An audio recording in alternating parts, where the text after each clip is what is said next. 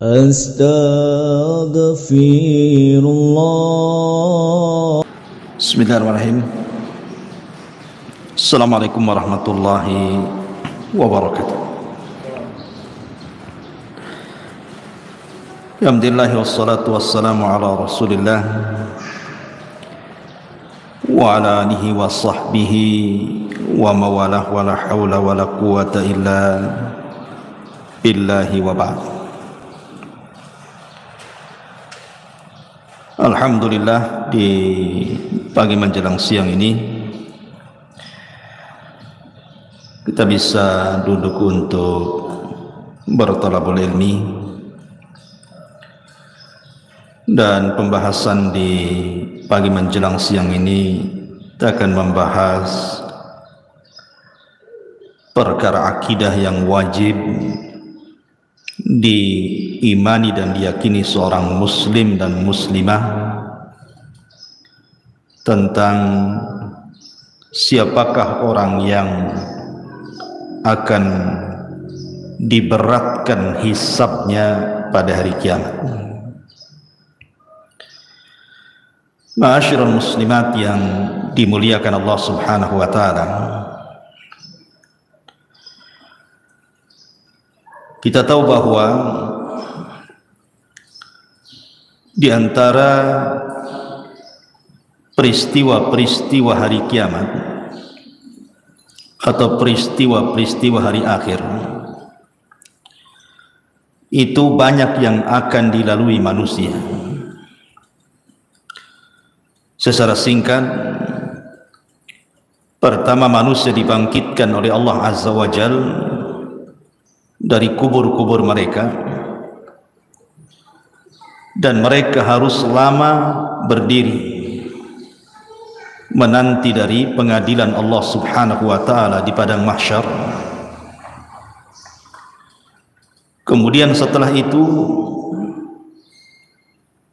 ada pembentangan catatan. Kemudian di sana ada syafaat. Kemudian juga di sana ada hisab. Kemudian pembagian catatan, pembacaan catatan. Manusia akan dikelompokkan bersama para sesembahannya. Kemudian juga akan dibentangkan padanya titian siratal mustaqim. Kemudian juga ada qisas, sampai akhirnya Allah dimasukkan ke dalam surga dan neraka. Itulah peristiwa-peristiwa secara singkat. Adapun tartibnya seperti apa, wallahu a'lam. Tapi peristiwa-peristiwa ini akan dialami semua manusia. Tapi yang kita akan fokuskan kajian di pagi menjelang siang ini bicara soal hisab. Wabil khusus lagi bicara soal orang-orang yang diberatkan hisabnya pada hari kiamat. Ma'asyiral muslimat yang dimuliakan Allah Azza wa Jalla. Tetapi sebelum kita bahas siapa orang-orang yang akan diberatkan hisabnya pada hari kiamat, kita harus paham dulu tentang hal-hal yang menyangkut masalah hisab ini. Kenapa sampai ditegakkan hisab? Apa saja perkara-perkara yang menyangkut dengan hisab? Siapa orang-orang yang pertama dihisab? Dan siapa yang diberatkan hisabnya? Tentu ini pembahasan yang cukup panjang, tapi saya akan berusaha untuk menyingkat. Ma'asyiral muslimat yang dimuliakan Allah Azza wa Jalla, yang pertama yang perlu dipahami bahwa tegaknya hisab ini berdasarkan keadilan Allah. Ingat, tegaknya hisab ini berdasarkan keadilan Allah, bukan kezaliman. Karena Allah suka keadilan, dan tidak suka kezaliman. Maka siapapun ketika di dunia menghabiskan waktu-waktunya untuk beribadah kepada Allah Azza wa Jal, berzikir, membaca Al-Quran, salat, zakat, sedekah, silaturahim, dan apapun sebutkan ibadahnya, maka semua ada hisabnya, ada balasannya, sehingga tidak ada yang sia-sia di dunia ini. Sekecil apapun kebaikan tidak akan sia-sia. Wa man ya'mal mithqala dzarratin khairan yarah. Lah sebagaimana orang-orang yang berlaku baik di dunia ada hisabnya, begitu juga para pelaku kezaliman, para pelaku dosa dan maksiat, semua ada hisabnya. Sekecil apapun dosa ada hisabnya. Sehingga jangan macam-macam dengan dosa, semua ada balasannya. Ketika Allah Subhanahu wa taala tidak membalas dia di dunia, ingat di sana ada balasan yang jauh lebih perit lagi. Karena Allah yang mengatakan wa man ya'mal mithqala dzarratin syarran yarah. Ini yang pertama, bahwa hisab itu didasari keadilan Allah, bukan kezaliman. Allah Maha Adil. Yang kedua, seorang hamba pada hari kiamat akan dicukupkan semua amalannya, semua balasannya, tidak ada yang dikurang sedikit pun. Di dunia kalau kita membalas kebaikan orang, terkadang balasan kebaikan kepada orang itu tidak sebagaimana kebaikan orang itu kepada kita, kan? Ada saja kurangnya. Tetapi di akhirat tidak. Kebaikan akan dibalas sesuai dengan kebaikan yang dikerjakannya, sebagaimana keburukan juga akan dibalas dengan keburukan yang dikerjakannya. Dan Allah tidak akan pernah mengurangi itu. Kemudian yang ketiga, bahwa kelak pada hari kiamat manusia tidak akan menanggung dosa orang lain. Manusia itu tidak akan menanggung dosa orang lain. Dia hanya mempertanggungjawabkan dosanya saja. Dosa orang lain ditanggung orang lain. Tidak ada urusan dengan kita. Wala taziru waziratun wizra ukhra. Dan seseorang itu akan menanggung dosanya masing-masing. Kemudian yang nomor 4, yang berkaitan dengan hisab pada hari kiamat adalah jabrun naqsi fil faraidi minan nawafil. Bahwa hal-hal yang sifatnya lalai seseorang dari melaksanakan kewajiban, umpamanya ibu sholat wajib, lalai dalam sholat wajibnya, tidak khusyuk, kurang tumaknina, dan begitu seterusnya, maka akan ditempel oleh amalan-amalan sunnah. Maka amalan-amalan sunnah itulah yang akan menempel kekurangan kewajibannya, dan itu masuk pada hisab. Seperti sholat sunnah rawatib, atau kalau dalam puasa Ramadan ada puasa di bulan Sya'ban atau puasa Syawal, dan begitu seterusnya. Kemudian juga hisab juga, yang nomor 6 ya, hisab juga kelak pada hari kiamat akan diletakkan 2 timbangan, timbangan kebaikan dan timbangan keburukan. Mana-mana timbangan kebaikan lebih berat, maka dipastikan dia masuk surga. Mana-mana timbangan keburukan yang lebih berat, dipastikan masuk neraka.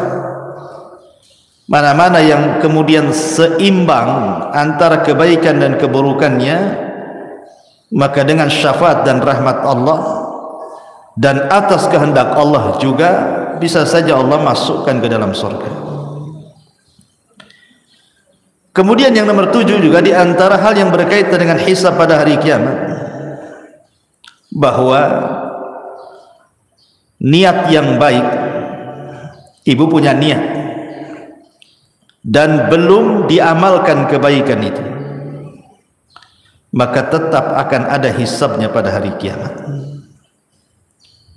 Sebagaimana niat jahat kemudian belum melakukannya dan ditinggalkannya, baik karena Allah, baik karena lemahnya dia melakukan atau karena tidak sukanya dia melakukan, semua ada hisabnya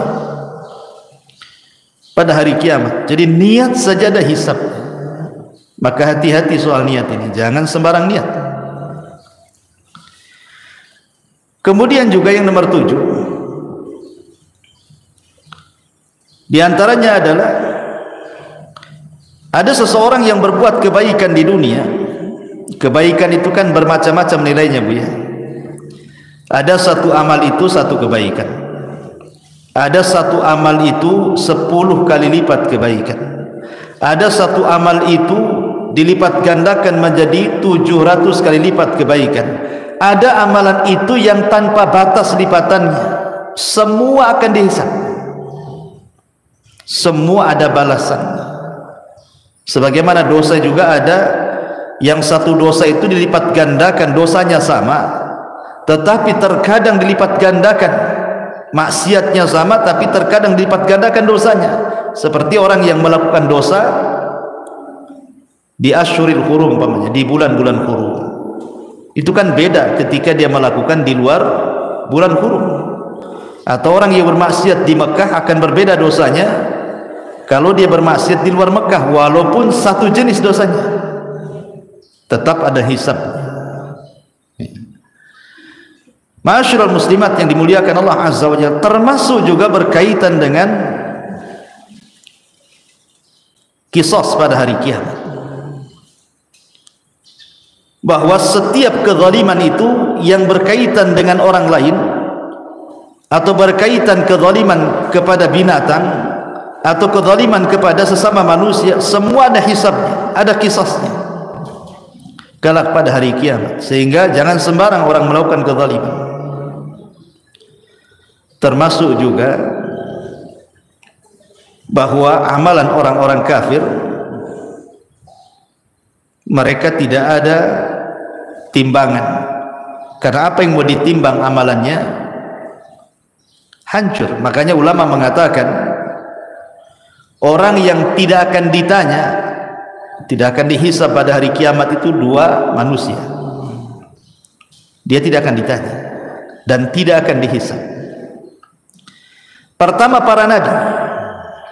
Para nabi tidak akan dihisab. Mereka direct masuk surga. Yang kedua, orang-orang musyrik, orang-orang kafir. Apa yang mau dihisab? Tidak ada amalan sedikit pun, direct masuk neraka. Ya. Ma'asyiral muslimat yang dimuliakan Allah Azza wa Jalla. Kemudian juga diantaranya termasuk juga yang berkaitan dengan hisab adalah as-sitru lil mustatir. Orang-orang yang akan ditutupi aibnya saat dihisab pada hari kiamat. Seperti orang yang suka menutup aibnya orang lain, maka Allah akan tutup aib dia pada hari hisab kelak pada hari kiamat. Dan begitu seterusnya. Dan banyak juga amalan-amalan yang lain yang berkaitan dengan hisab. Taib. Lalu siapa orang-orang yang pertama kali dihisab? Ada beberapa riwayat yang disebutkan oleh para ulama. Secara umum orang yang pertama kali dihisab adalah kaum muslimin, orang-orang Islam, umat Nabi SAW. Itulah umat yang pertama kali dihisab sebelum umat-umat yang lainnya. Dan ini keistimewaan umat Islam, umat Nabi SAW. Lah di antara umat Islam ini yang pertama kali dihisab adalah seorang sahabat Rasul, namanya Abdullah ibnu Abil Asad. Abdullah ibnu Abdil Asad. Itulah yang pertama kali dipanggil dihisab pada hari kiamat. Dan ini hisab kebaikan. Tetapi kalau hisab keburukan, yang pertama kali dipanggil saudaranya, namanya Al-Aswad ibnu Abdil Asad. Itu dua bersaudara, Bu. Yang pertama Abdullah ibnu Abdil Asad, dia sahabat Nabi masuk Islam. Saudaranya namanya Al-Aswad ibn Abdil Asad, ini kafir, musuh Islam. Inilah dua-duanya yang pertama kali dipanggil dari umat Islam. Adapun dalam riwayat yang lain disebutkan di antara orang-orang yang akan dipanggil pada hari kiamat adalah orang-orang yang suka memaafkan atau mudah memaafkan kepada orang lain.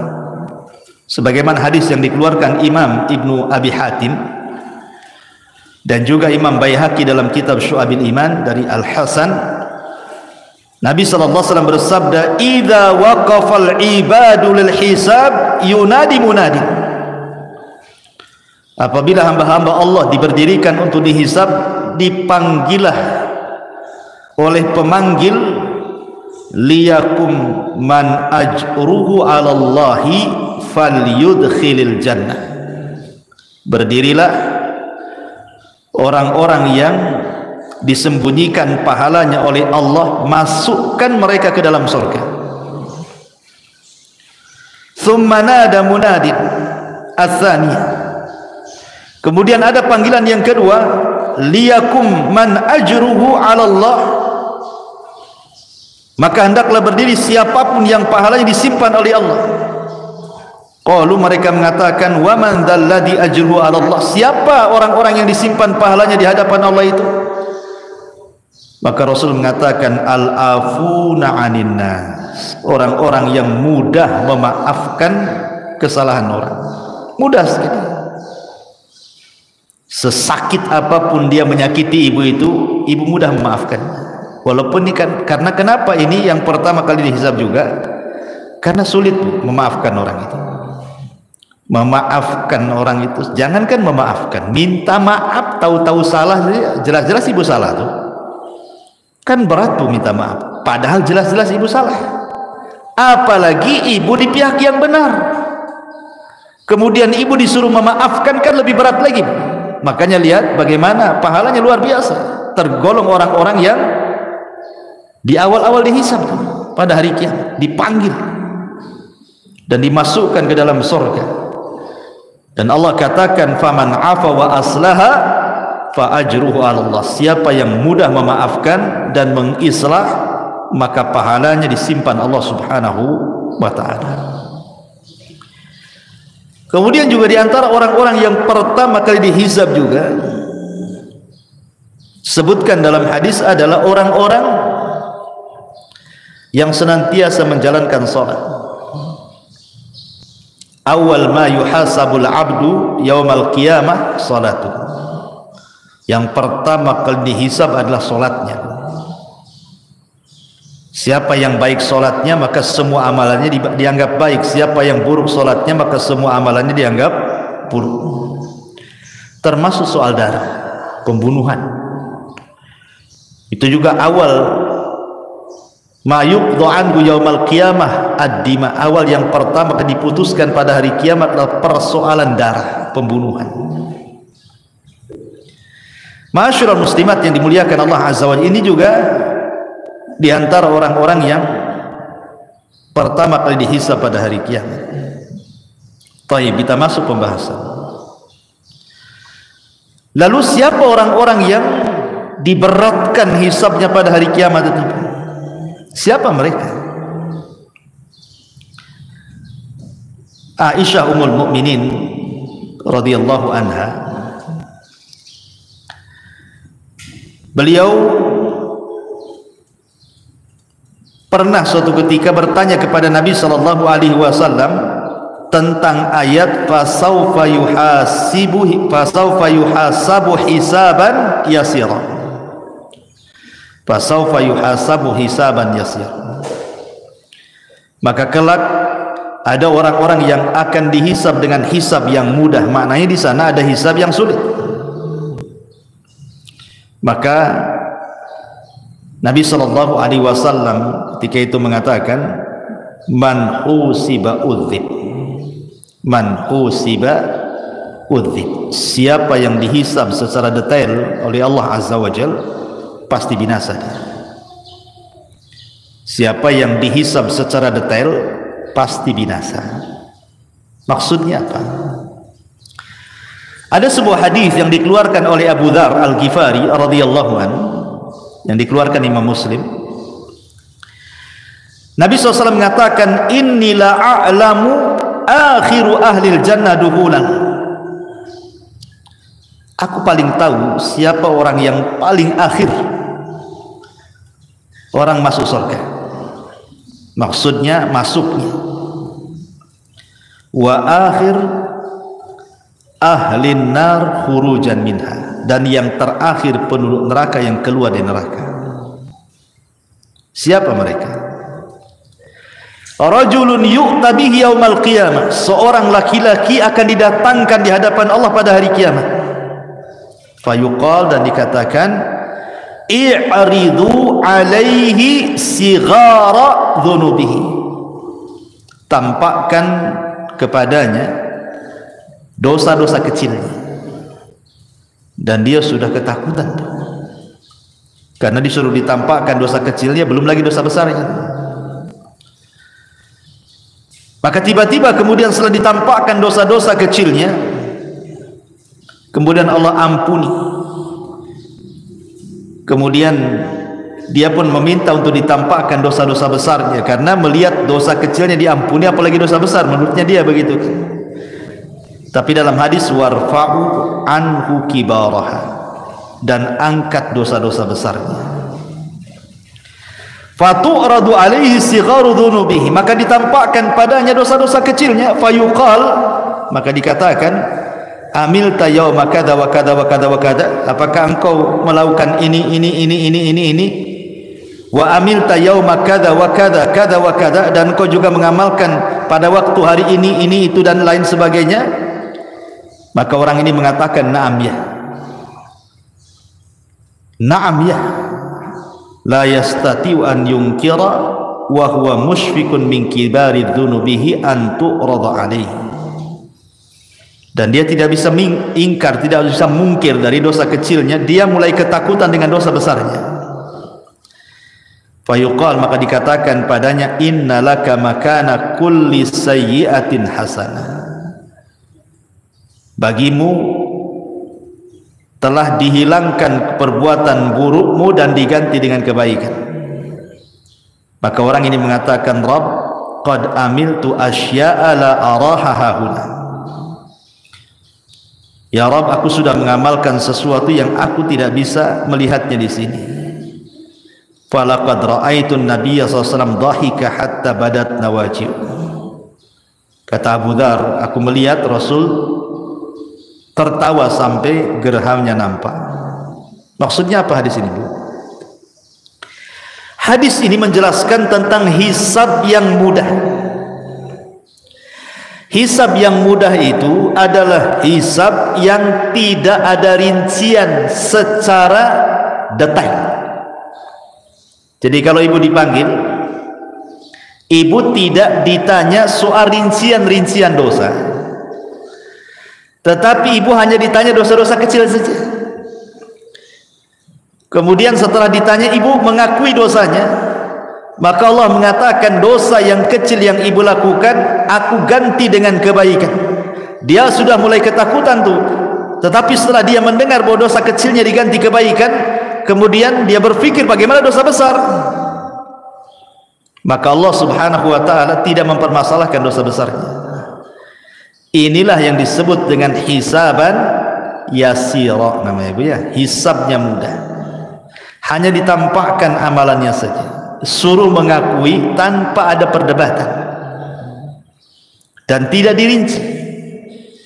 Hanya sebagian kecil dosa saja ditanyakan, dan dosa-dosa yang lain dianggap ditutup. Ini kan luar biasa. Inilah disebut hisaban yasira, namanya hisabnya mudah. Tapi kalau hisabnya berat, hisabnya sulit, inilah hisab yang seseorang akan selama kehidupannya itu akan diaudit seluruh amalannya, akan diaudit seluruh amalannya itu, yang kecil sampai yang kecil sekali, yang nampak, yang tidak tampak, yang badan, yang hati, semua akan dirinci, tidak ada yang terlewat sedikit. Ini namanya hisab yang berat, itu namanya. Betul-betul ditanyakan semuanya. Tidak ada yang kecil, tidak ada yang besar, semua akan ditanyakan. Dan ini adalah hisab yang sangat berat. Hisab kalau sudah seperti ini berat sekali. Jangankan ibu ya, di akhirat, andai seseorang itu terkena kriminal lah di dunia, tangkap sama polisi, diperiksa sama polisi, kadang-kadang polisi ini nanya dari pagi sampai malam tuh. Ada yang 100 soalan, ada yang 200 soalan, sampai ngaku bu, sampai panas keringat dingin tuh. Dan kita tahu polisi punya trik tuh supaya dia ngaku tuh. Itu di dunia keringat dingin dibuatnya kita. Jadi apalagi hisabnya Allah. Hisabnya Allah bukan kayak polisi. Hisabnya Allah itu sangat detail. Kita di hadapan orang bisa berbohong, bisa berdusta gitu ya, pura-pura jadi psikopat gitu ya, pura-pura gila depan orang. Depan Allah tak bisa main pura-pura gila. Semua akan ditanya sedetail-detailnya. Ini yang bahaya. Kalau tidak ada yang tersisa dari yang besar sampai yang kecil, yang tampak atau yang tersembunyi dalam hati, semua disingkap oleh Allah. Inilah yang disebut dengan hisaban asira, hisab yang sangat berat, melelahkan, sangat sulit. Yang terkadang terjadi munaqashah di sini, terjadi perdebatan antara orang yang dihisab dengan Allah Subhanahu wa taala yang menghisabnya. Terkadang dia mengingkari, tapi pada hari kiamat tidak bisa orang mengingkari apa yang sudah dilakukannya. Kenapa? Karena lisan dikunci, tangan pula yang bicara, kaki pula yang jadi saksi. Yauma nakhtimu ala afwahihim wa tukallimuna aydihim wa tashhadu arjuluhum bima kanu ya'malun. Kunci, lisan terkunci, tangan bicara, kaki pula jadi saksi. Bukan hanya tangan bicara, kulit bicara. Siapa manusia yang badannya tidak ada kulitnya? Enggak ada kecuali kulit. Semua manusia itu dari ujung kepala sampai kaki ada kulitnya. Artinya bahwa tidak ada satupun tempat di badan kecuali kulit tahu perbuatan yang dilakukannya. Ketika kulit ini menjadi saksi di hadapan Allah Azza wa Jalla, badan protes kepada kulit, lima syahidtum alaina. Hei kulit, kenapa engkau bersaksi untuk badanmu sendiri? Kulit mengatakan, antakan Allah, Allah yang buat aku bicara, katanya. Semana pula Allah yang buat aku bicara? Lihat, tidak ada sekecil apapun kecuali akan dihisab. Ini berat sekali, melelahkan. Ma'asyiral muslimat yang dimuliakan Allah Azza wa Jalla. Lalu apa saja yang berhubungan dengan hisab-hisab yang berat ini? Yang pertama, berhubungan dengan dosa yang berkaitan dengan hamba. Ini akan berat, berat sekali hisabnya. Jangan pernah melakukan dosa yang ada hubungannya dengan hamba. Saya analogikan begini saja Bu ya. Ibu punya hutang ke 100 orang, sudah jatuh temponya tak dibayar. Dicarilah ibu ke 100 orang itu di dunia. Kira-kira ibu mau sembunyi di mana tuh? 100 orang nyari ibu, masing-masing orang yang ibu hutangi itu nyuruh debt collector, preman-preman pula yang disuruh. Apa ibu nggak debar-debar tuh, mau nyembunyi di mana? Di kolong ranjang? Nggak bisa, terpaksa lah ibu keluar dari Batam. Itu baru dicari 100 orang tuh. Ibu sudah kebingungan tuh, mau kemana nih, mau kemana, nggak selamat saya. Itu di dunia tuh, kalau kita berbuat dosa kepada manusia, pinjam utang 100 orang nggak dibayar, dicari oleh 100 orang, udah kebingungan. Jangan sampai di akhirat bu, ibu dicari oleh manusia banyak. Si Anu pernah digibahi nyari ibu, si Anu pernah dilecehkan kehormatannya oleh ibu, nyari juga ibu. Si Anu pernah diledeki, si Anu pernah dipukul, si Anu pernah diejek, si Anu, Masya Allah. Coba bayangkan, kalau ibu menggibah satu orang, mungkin dia aja yang nyari ibu. Tapi kalau ibu buat gibah nasional, satu Indonesia nyari ibu nanti. Ada, jangan gibah-gibah jamaah, nanti satu jamaah yang nyari. Itu baru dosa gibah, dicari orang yang digibahinya kan bu. Belum dosa-dosa yang terkait dengan manusia itu di luar daripada gibah. Ngambil tanah orang, itu pun akan dicari sama yang punya tanah itu pada hari kiamat. Apalagi menghina orang akan dicari juga, itu akan sulit hisabnya. Makanya kenapa orang yang seperti ini disabdakan oleh Nabi SAW, atadruna mal muflisu hadhil ummah. Kata Nabi SAW, kalian tahu siapa muflisnya umat ini? Muflisnya umat ini, maksudnya muflis di sini bangkrut, orang yang bangkrut pada hari kiamat. Sahabat polos, bukan disangkanya orang bangkrut usahanya yang bangkrut. Ya kata sahabat, ya orang muflis itu man la dirhamalahu wala mata, orang yang gulung tikar usahanya, orang yang tidak punya modal, habis semua, nggak ada barang, nggak ada uang, itulah barang bangkrut katanya.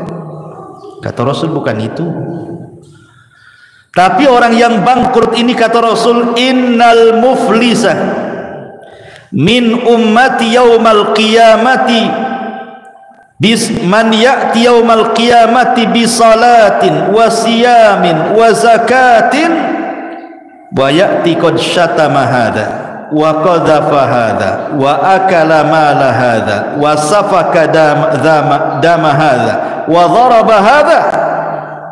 Orang yang bangkrut pada hari kiamat itu, satu sisi dia bawa pahala salat, bawa pahala puasa, bawa pahala zakat dan pahala-pahala ibadah yang lainnya.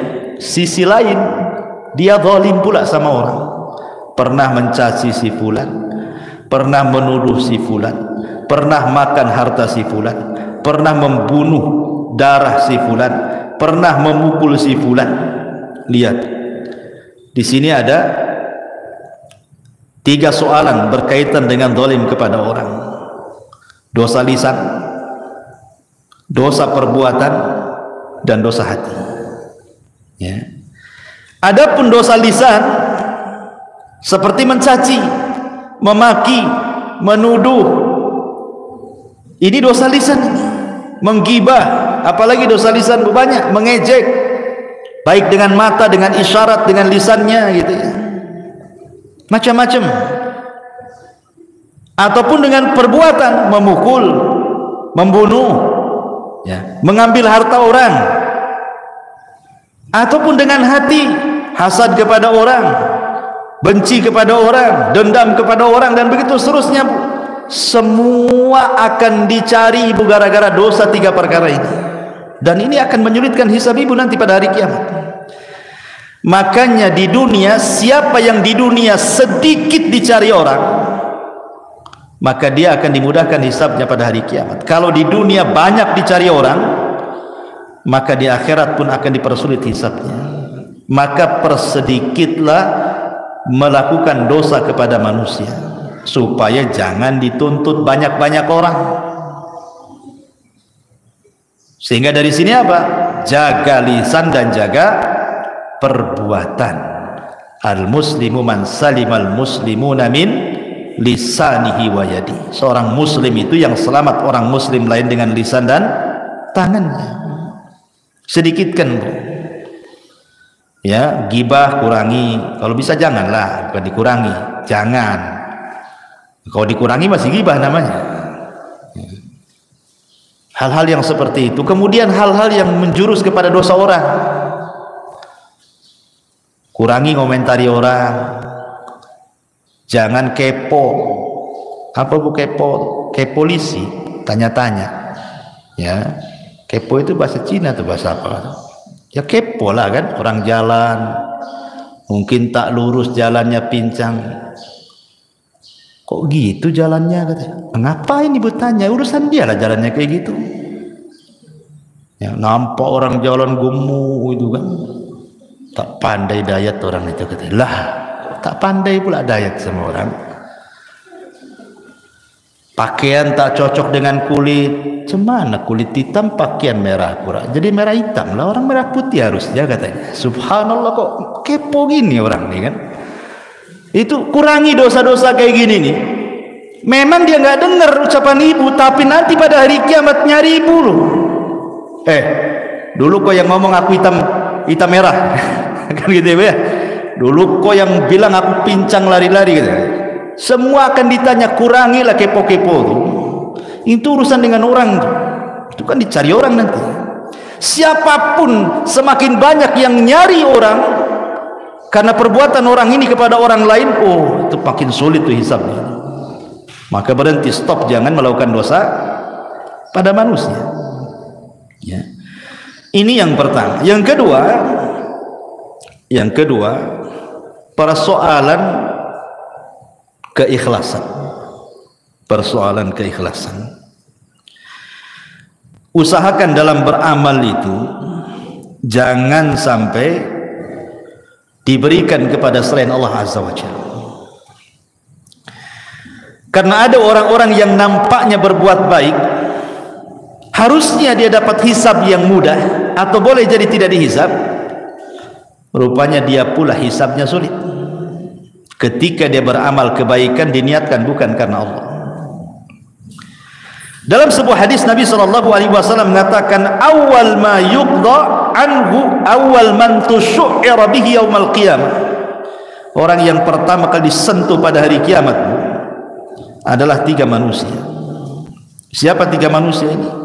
Pertama orang pakar Quran, yang kedua pakar sedekah, yang ketiga pakar jihad.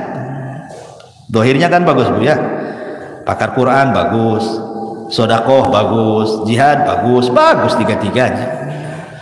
Masalahnya tiga-tiganya beramal untuk selain Allah. Nanti akan dipanggil tuh pada hari kiamat. Tampakkan amalannya. Betul kau itu yang baca Quran tuh, khusyuk-khusyuk tuh. Betul ya Rabb, itu saya. Apa maksudmu tuh? Aku baca Quran karenamu ya Rabb. Kata Allah, kadzabta, dusta kau. Kau ini baca Quran biar orang mengatakan kau seorang qari saja, ya kan?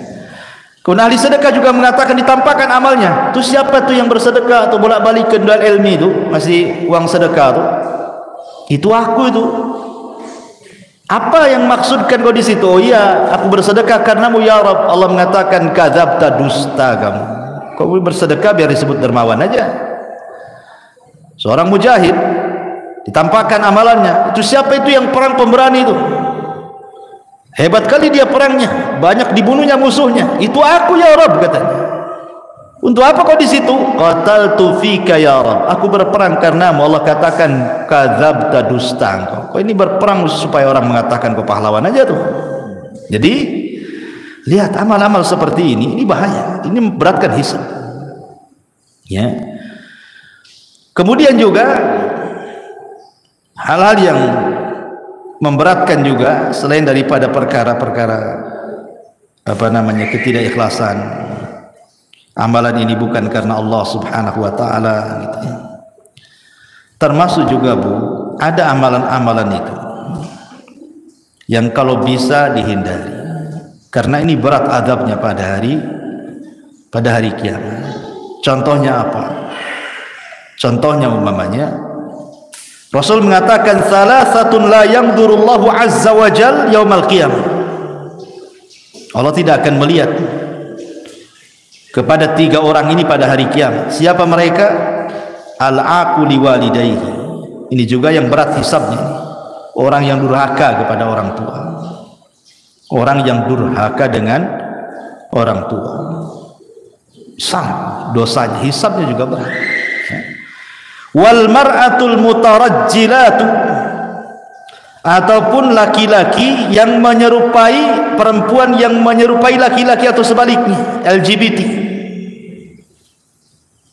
Kan sekarang banyak perempuan yang menyerupai laki-laki, ngomong digede-gedein, pakaian dibuat kayak laki-laki, pakai jas, pakai jin dibawa-bawa di kakinya coba.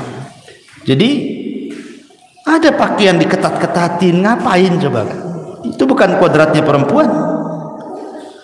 Ini besar nih ikobnya pada hari kiamat. Ataupun dayuth, kepala rumah tangga yang tidak punya kecemburuan sama sekali. Nggak punya kecemburuan, nggak apa-apa mau istrinya maksiat, mau anaknya maksiat, nggak peduli dia. Dayus, hati-hati. Ini juga besar dosanya. Ya, dan berat hisabnya juga ya. Ataupun sebagaimana Nabi SAW mengatakan al-mannan, dalam riwayat yang lain mannan, suka menyebut-nyebut pemberian ya. Atau dalam riwayat yang lain 3 orang yang tidak akan diajak bicara adalah pada hari kiamat dan bahkan tidak akan dibersihkan. Syekhun zanin, orang tua yang berzina, malikun kadzab, penguasa para pendusta, dan orang miskin sombong. Saya ini heran kalau ada orang miskin sombong tuh, udah miskin sombong lagi kan gitu. Kalau orang kaya sombong wajar lah kan dia. Ada yang disombongkan kaya, orang miskin sombong, apalah yang disombongkan itu? Tak tahu diri itu namanya. Ini besar dosanya, ya. Dan banyak lagi, ya, orang-orang yang sombong nanti pada hari kiamat juga akan dikumpulkan dan dijadikan seperti semut.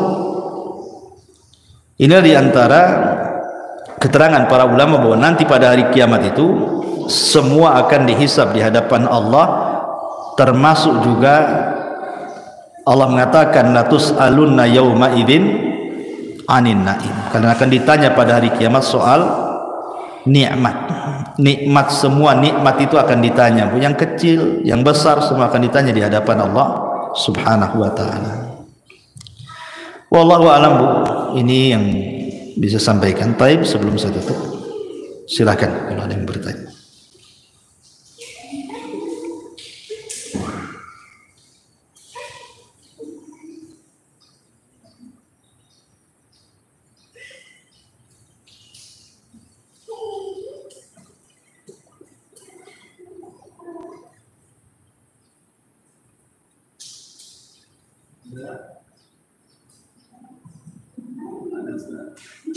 Nggak ada, oke, nggak ada, alhamdulillah. Ya, mungkin dah paham semua atau ngantuk semua atau Allahu a'lam. Saya husnudzon aja lah, paham semua. Subhanakallahumma bihamdika, asyhadu an la ilaha illa anta, astaghfiruka wa atubu ilaik. Allahu ta'ala alam. Assalamualaikum warahmatullahi wabarakatuh.